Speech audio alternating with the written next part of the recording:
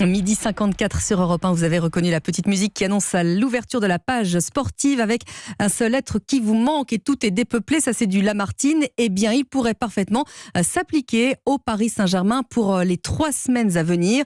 Des Parisiens qui doivent donc se passer, vous le savez, de leur meilleur buteur. Kylian Mbappé blessé à la cuisse gauche. Bonjour Cyril de la Morinerie. Bonjour à tous. Eh bien, le premier test, ça sera tout à l'heure contre Toulouse. Oui, et le Paris Saint-Germain doit se réinventer car les Parisiens devront se passer des services de leur pépite dans un moment très important de la saison. À Marseille en Coupe de France, ce sera mercredi prochain, mais sans doute aussi lors du choc de Ligue des Champions contre le Bayern de Munich. C'est une équation quasi insoluble car Mbappé, c'est le facteur X du Paris Saint-Germain. La star est impliquée dans près de la moitié des buts de son équipe. 25 buts, 6 passes décisives cette saison pour le kit de Bondy.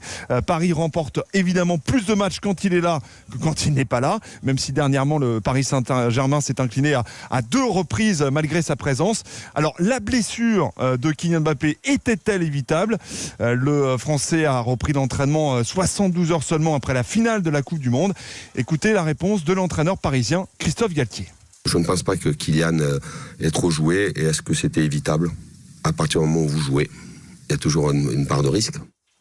Et pour remplacer Mbappé, pas beaucoup de solutions en fait, puisque le club parisien n'a pas réussi à recruter cet hiver. C'est le jeune Hugo Ekitike qui prendra sa place en attaque cet après-midi.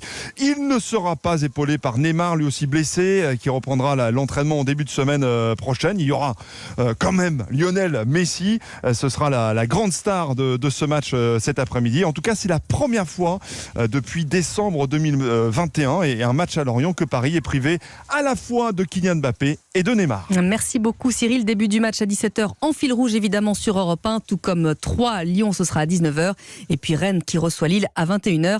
Là, ce sera évidemment en direct intégral.